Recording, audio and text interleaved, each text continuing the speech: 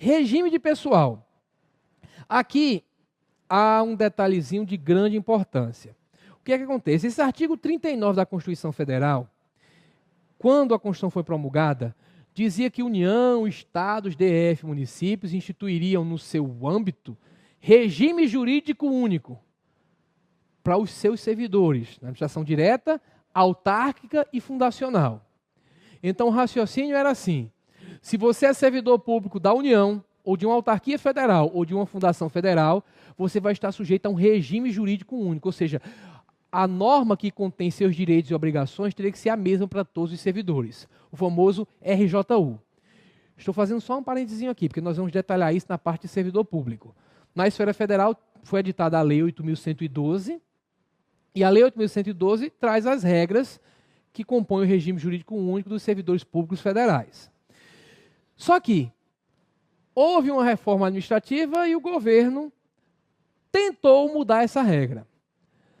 Tentou possibilitar que existissem regimes jurídicos diferentes em cada esfera. Eles pensavam o seguinte: olha, o regime jurídico único é aquele que dá estabilidade, que traz um monte de garantia para servidor. Isso aí não deve existir para todos os servidores.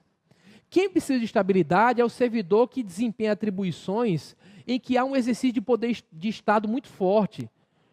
Um policial, ele mexe com interesses. Um fiscal tributário, ele mexe com interesses. Então, ele precisa da estabilidade para garantir que, por exemplo, se ele for fiscalizar uma empresa, ele não possa sofrer uma ameaça do seguinte tipo: olha, o empresário lá, eu sou amigo íntimo do poder, do presidente, do governador, ou de determinado deputado, senador, ministro. Então não fiscaliza não, que você vai se dar mal. Então esse servidor, para poder fiscalizar, ele precisa de estabilidade. Ele precisa de uma garantia que diga: pode todo mundo estar contra, mas ninguém pode me botar na rua. Vou fiscalizar sim. Então a estabilidade seria para isso. Mas o cara que exerce uma função de digitador, um sujeito que não mexe com interesses, ele não precisaria dessa estabilidade. Foi a ideia que norteou essa mudança. Então foi o que eles fizeram: vamos permitir que existam regimes diversos. Possa contratar alguém, por exemplo, pela CLT, Consolidação das Leis Trabalhistas. Vamos mudar isso? Vamos. Aí foi o que fizeram. Esse artigo que fala que seria instituído regime jurídico único, certo? Único em cada esfera, né? A União criaria os seus, os Estados o seu, o Distrito Federal os seus, os municípios os seus. Para quem? Administração direta para as autarquias e fundações. Esse artigo foi alterado pela emenda 19. Foi alterado. E o que aconteceu? Onde se falava em regime jurídico único, se colocou uma regra que não tem nada a ver com isso. Colocou-se que a União, Estado, DF e município instituirão Conselho de Política, Administração e Remuneração de Pessoal, integrado por servidores, poderes. Então acabou com o regime jurídico único. Fim. A ideia, repito, era possibilitar a convivência no mesmo âmbito administrativo de regimes jurídicos diversos. Só que o Supremo Tribunal Federal, julgando uma medida cautelar no ADIM, uma ação direta de inconstitucionalidade, suspendeu essa norma. Suspendeu porque entendeu, em sede cautelar significa que vai julgar ainda o mérito, mas de cara o Supremo entendeu que havia uma inconstitucionalidade. Só que essa inconstitucionalidade não foi material, foi formal. Para você que pode estar estudando a matéria ainda de direito constitucional, eu quero só ressaltar que quando eu falo que a inconstitucionalidade não foi material, foi porque ela não foi de conteúdo. O Supremo não disse: olha, não pode mudar essa história. O regime jurídico único é cláusula pétrea. Ele não é cláusula pétrea. O que o Supremo viu foi um vício formal na forma, no procedimento de emenda à Constituição. O que aconteceu foi que nesse vai e vem de Senado para a Câmara, houve mudança na norma e o mesmo texto desse caput do artigo 39 não foi aprovado por duas vezes nas duas casas do Congresso. Você deve saber que a emenda à Constituição tem que ser aprovada por duas vezes nas duas casas do Congresso. 2 vezes na Câmara, 2 vezes no Senado. E o texto tem que ser igual. Então, como não houve o cumprimento desse requisito, o Supremo viu que a forma de aprovação não foi a prevista constitucionalmente e suspendeu a aplicação da norma. Então, voltou a exigir o regime jurídico único.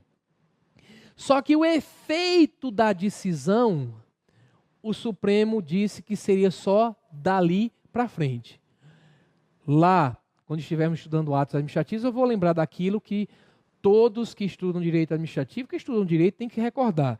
Aquela história do ex nunc e ex tunc. Ex tunc retroage. Ex nunc é dali para frente. Teve um cara que fez até uma gracinha com isso. Disse, olha, para decorar, lembre quando falar em nunc, lembre de nuca. Quando dá uma tapa na nuca, o cara vai para frente, né? Tunc deu na testa, T de testa, o cara vai para trás. Então, ex tunc retroage. Ex nunc dali para frente. Então, como a decisão foi com efeitos ex nunc, o Supremo suspendeu o regime jurídico, mas dali para frente.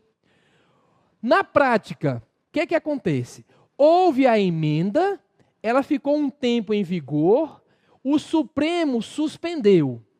Suspender é, como diria Xande, dar uma paradinha, certo? A emenda vinha rolando e parou. Então, houve um tempo em que ela gerou efeito. Houve um tempo em que existiu convivência de regimes jurídicos diferentes na mesma esfera. Os servidores que foram admitidos em regime jurídico diferente do único, que foram admitidos, por exemplo, pela CLT, ficaram num limbo, né? Disseram assim, olha, antes da emenda isso não poderia existir. Eu não poderia estar em regime de emprego, teria que ter um cargo, certo? Um regime jurídico único. Só que houve um adin e disseram que isso era inconstitucional. Então agora eu passo a ter cargo? Não. Porque, como a decisão do Supremo foi dali para frente, então o período entre aquela data e a promulgação da emenda, aquelas normas ali, o que aconteceu ali está valendo ainda. Essa galera está esperando decisão nova do Supremo, porque um dia o Supremo vai julgar o mérito. O Supremo pode chegar no fim e dizer, é inconstitucional e pronto, acabou, todo mundo tem cargo público agora, e não emprego. Né?